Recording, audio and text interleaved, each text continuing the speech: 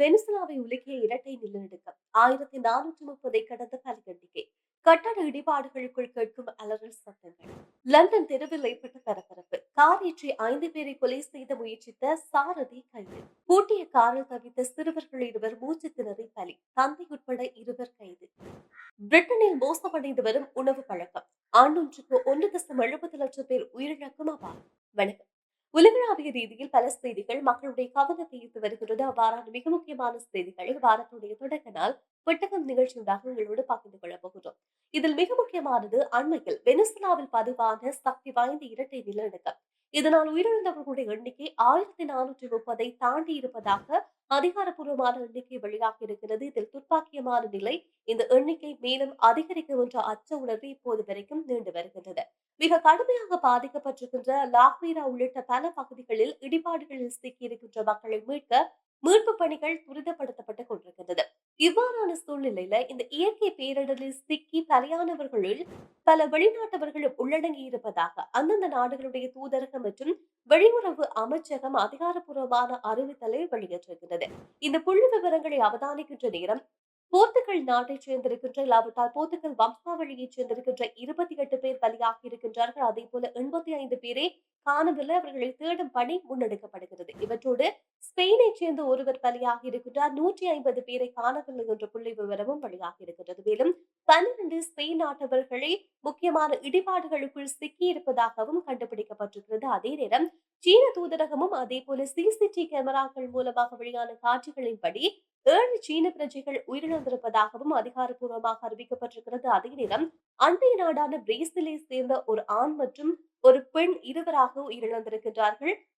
இதுல மிக முக்கியமாக இரட்டை குடியுரிமை பெற்றிருக்கின்ற 50 வயது இத்தாலி பிரஜை ஒருவரும் பலியாகி இருக்கின்றார். சிலி நாட்டை சேர்ந்திருக்கின்ற ஒருவரும் இந்த நிலநடுக்கத்தினால் பலியாயிருக்கின்றார்கள். இது இப்ப வரைக்கும் கிடைத்திருக்கின்ற அதிகாரப்பூர்வமான புள்ளி விவரங்களாக இருக்கின்றது. ஆனால் இந்த மீட்பு பணிகள் தொடர்ந்து முன்னெடுக்கப்பட்டுக் கொண்டிருக்கிறது என்பதை மீண்டும் வலியுறுத்துகின்றோம். இதுல இன்னொரு பக்கமாக இந்த ஐக்கிய நாடுகள் சபையினுடைய முதற்கட்ட கண்காணிப்பின்படி இந்த நிலநடுக்கத்தினால் வெனிசுலாவுக்கு இதுவரைக்கும் 6,7 மில்லியன் மதிப்பிலான நேரடி உட்கட்டமைப்பு சேதம் ஏற்பட்டிருப்பதாகவும் அறிய முடிகின்றது. அது மட்டுமில்லாமல் வெனிசுலா அரசாங்கம் முன்வைத்திருக்கின்ற வேண்டுகோளுக்கு இணங்க ஐக்கிய நாடுகள் சபையுடன் ஒருங்கிணைந்த உலக நாடுகள் இணைந்து ஒரு மீட்பு குழுக்களை அனுப்பி வைத்திருக்கிறார்கள். இந்த மீட்பு பணியில 27 நாடுகள் கைகோர்த்திருக்கின்றார்கள். 2000க்கும் அதிகமான சர்வதேச மீட்பு பணியாளர்களும் 140 தேடல் மோப்ப நாய்களும் இந்த மீட்பு பணிக்காக இப்போது வெனிசுலாவுக்கு அனுப்பி வைக்கப்பட்டிருக்கின்றது. மிக முக்கியமாக இதுல Argentina, Brazil, Canada, German, France, Italy, Spain, America மற்றும் பிரிட்டன் உள்ளிட்ட நாடுகளும் இந்த சிறப்பு பேரிடர் மீட்பு குழுக்களை வெனிசுலாவுக்கு அனுப்பி வைத்திருக்கின்றார்கள். மீட்பு பணிகள் துரிதப்படுத்திக் கொண்டிருக்கின்றது. இதுல முக்கியமான விஷயம் மீட்பு பணிகள் முன்னெடுக்கப்படுகின்ற இந்த சூழ்நிலையில கட்டட இடிபாடுகளுக்குள் சிக்கியிருப்பவர்களின் அலறச் சத்தங்கள் தொடர்ச்சியாக கேட்டு வருவதாகவும் ஒரு கவலைக்குரிய செய்தியும் வெளியாகி இருக்கின்றது. மேற்கு லண்டனின் பரபரப்பான பகுதியான ஈலிங் பிராட்வே பகுதியில் பாலஸ்தீனர்கள் மீது கார் மோதி விபத்துக்குள்ளான சம்பவத்தில் கைது செய்யப்பட்ட 34 வயதான சோமாலிய வம்சாவளியைச் சேர்ந்த பிரிட்டன் குடியுரிமை பெற்ற நபர் மீது தற்போது போலீசாரினால் 5 கொலை முயற்சி வழக்குகள் பதிவு செய்யப்பட்டிருக்கிறது. கடந்த சனிக்கிழமை பிற்பகல் அங்கு இருக்கின்ற எம்என்எஸ் வணிக வளாகத்துக்கு முன்பாக இந்த அசம்பாவிதம் நிகழ்ந்திருக்கிறது. வேகமாக வந்த கார் மோதியதில் 5 பாதசாரிகள் காயமடைந்திருக்கிறார்கள். அந்த சமயத்தில் உடனடியாக லண்டன் வான்வழி ஆம்புலன்ஸ் மற்றும் அவசர மருத்துவ குழு சம்பவ இடத்துக்கு விரைந்து வந்து இருவருக்கு சம்பவ இடத்திலே வைத்து சிகிச்சை வழங்கியிருந்திருக்கிறார்கள். மிகுதியான 3 நபர்கள் உடனடியாக மருத்துவமனைக்கு கொண்டு செல்லப்பட்டு தீவிர சிகிச்சை என்பது அவர்களுக்கு அளிக்கப்பட்டிருக்கிறது. இதுல முக்கியமான விஷயம் சம்பவ இடத்திலிருந்து தப்பிச் சென்றிருக்கின்ற கார் பிற இடத்திலிருந்து போலீசாரால் கைப்பற்றப்பட்டிருக்கிறது. அந்த காரை செலுத்திய சாரதியும் கைது செய்யப்பட்டிருக்கின்றார். அவரிடம் தீவிர விசாரணை என்பது முன்னெடுக்கப்பட்டு வருகின்றது. இந்த சம்பவத்தில் கைது செய்யப்பட்டவர் மீது தனித்தனியாக 5 கொலை முயற்சி வழக்குகள் பதிவு செய்யப்பட்டிருக்கிறது. அதே நேரம் அபாயகரமாக வாகனம் ஓட்டுதல், விபத்தை ஏற்படுத்தி நிற்காமல் செல்லுதல், ஆல்கஹால் பரிசோதனைக்கு இணங்க மறுத்தல் உள்ளிட்ட பல குற்றச்சாட்டுகள் இவர் மீது சுமத்தப்பட்டிருக்கிறது, பதிவு செய்யப்பட்டிருக்கிறது.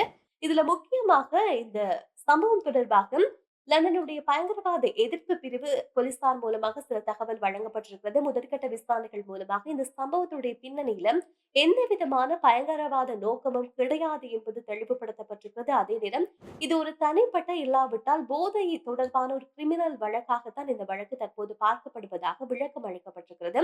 எப்படி இருந்தாலும் தற்போது கைது செய்யப்பட்டிருக்கின்ற இந்த 34 வயதான குற்றம் சுமத்தப்பட்டிருக்கின்ற அ நபர் மீது தொடர்ச்சியாக வழக்கு விசாரணை என்பது முன்னெடுக்கப்பட்டுக் கொண்டிருக்கிறது. அதிலும் குறிப்பாக அவருக்கு பிணை வழங்க மறுப்பு தெரிவித்ததோடு, இன்றைய தினம் இந்த வழக்கு நீதிமன்றத்துக்கு கொண்டு வந்து விசாரணை என்பது தொடர்ச்சியாக முன்னெடுக்கப்படுகின்றது.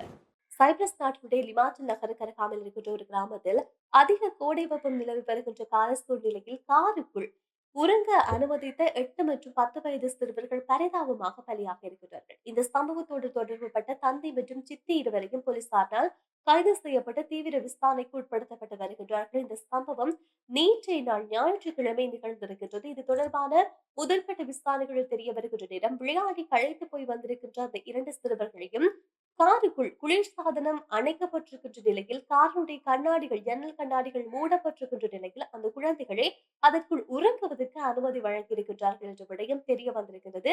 சிறுவர்கள் காருக்குள் அமர்ந்து ஒரு 3 மணி நேரம் கழித்து அவர்கள் மயங்கி கிடப்பதை அவதானித்து உடனடியாக மருத்துவமனைக்கு கொண்டு செல்லப்படுகிறார்கள். ஆனால் துரதிர்ஷ்டவசமாக மருத்துவமனைக்கு கொண்டு செல்கின்ற வழியிலேயே சிறுவர்கள் உயிரிழந்திருக்கின்றார்கள் என்ற விடயம் மருத்துவமனைக்கு கொண்டு சென்றதற்கு பிறகு மருத்துவர்களால் உறுதி செய்யப்பட்டிருக்கிறது. இந்த மரணத்துக்கான காரணம் ஆரம்ப கட்டத்தில் அவர்களுடைய உடற்கூட்டு அறிக்கை வழியாக இருக்கிறது. அதை அவதானிக்கின்ற நேரம் காருக்குள் ஒரு குறுகிய காலத்துக்குள்ளேயே 50 டிகிரி செல்சியஸை தாண்டி இருக்கின்றது வெப்பநிலை. இதன் காரணமாக ஏற்பட்ட கடுமையான வெப்பமாதம் மற்றும் மூச்சு திணறல் காரணமாகத்தான் அந்த 2 சிறுவர்களும் பலியாக இருக்கின்றார்கள் என்ற விடயம் உடற்கூற்று பரிசோதனை மூலமாக தெரிய வந்திருக்கிறது. கைது செய்யப்பட்டிருக்கின்ற தந்தை மற்றும் சித்தியின் மீது அலட்சியமான முறையில் மரணத்தை விளைவித்தல் மற்றும் குழந்தைகளை பாதுகாப்பற்ற சூழலில் தவிக்க விட்ட ஆகிய பல பிரிவுகளின் கீழ் இவர்கள் மீது வழக்கு என்பது தொடரப்பட்டு தீவிர விசாரணைகள் நடத்தப்பட்டு வருவதாக சொல்லப்படுகிறது. அதே நேரம் சைப்ரஸ் நாட்டில் கோடை வெயில் வந்து அதிகமாக தீவிரமாக இருப்பதன் காரணமாக இந்த வாகனங்களுக்குள் முக்கியமாக இருக்கைக்குள் தனியாக குழந்தைகளை இருக்க வைப்பது, உறங்குவதற்கு அனுமதித்தல் போன்ற விடயங்களை செய்ய வேண்டாம் என்று போலீசார் மூலமாக ஒரு அறிவுறுத்தல் வழங்கப்பட்டிருக்கிறது. இது சைப்ரஸில் மட்டும் கிடையாது. முக்கியமாக ஐரோப்பிய நாடு முழுவதுமே வெப்ப அலை கடுமையாக அதிகரித்து வருகின்றது. எனவே இந்த காலப்பகுதியில் குழந்தைகளுடைய பாதுகாப்பு மிக மிக அவதானம் என்று சொல்லப்படுகிறது. இந்த இருக்கைகளுக்குள் அமர வைப்பது, வாகன இருக்கைகளுக்குள் தனியாக அமர வைக்கின்ற சம்பவங்கள் பல இப்படி துர்ப்பாக்கியமான நிலைக்கு கொண்டு தள்ளுகின்றது. இப்படியான பல செய்திகள் வெளியாகிக் கொண்டிருக்கிறது. எனவே இந்த வெப்ப கால பகுதியில் கூடிய விதத்தில் சிறுவர்கள் மற்றும் முதியவர்கள் சார்ந்திருக்கின்ற நபர்களுடைய ஆரோக்கியத்துல கூடுதல் கவனத்தோடு இருப்பது மிக மிக அவசியம். பிரிட்டனில் அதிகரித்து வருகின்ற துரித உணவு மற்றும் சமச்சீரற்ற உணவு பழக்க வழக்கங்கள் காரணமாக ஆண்டுக்கு 1,70,000 பேர் மாரடைப்பு மற்றும் அதி உயர் இதய நோய்களினால் உயிரிழக்கின்றார்கள் என்பது புள்ளி விவரம் மூலமாக தெரிய வருகின்றது. அதாவது அந்த நாட்டினுடைய ஒட்டுமொத்த இறப்பு வீதத்தோடு ஒப்பிடுகின்ற நேரம் 26% அதிகரிப்பு. ஒரு நாளைக்கு சராசரியாக 460 பேர், அதாவது ஒவ்வொரு 3 நிமிடத்துக்கும் ஒருவர் என்ற வீதத்தில் மாரடைப்பு இல்லாவிட்டால் இதய நோயினால் உயிரிழக்கின்றார்கள் என்பது கண்டுபிடிக்கப்பட்டிருக்கிறது. இதில் அதிகப்படியான இதய நோய் பாதிப்பு என்பது தவறான உணவு பழக்கவழக்கங்கள் மூலமாக, அதுவும் முக்கியமான 3 விடயங்கள் சுட்டிக்காட்டப்பட்டிருக்கிறது. இந்த 3 குறைபாடுகள் காரணமாகத்தான் இந்த மரணங்கள் நிகழ்வதாக சொல்லப்படுகிறது.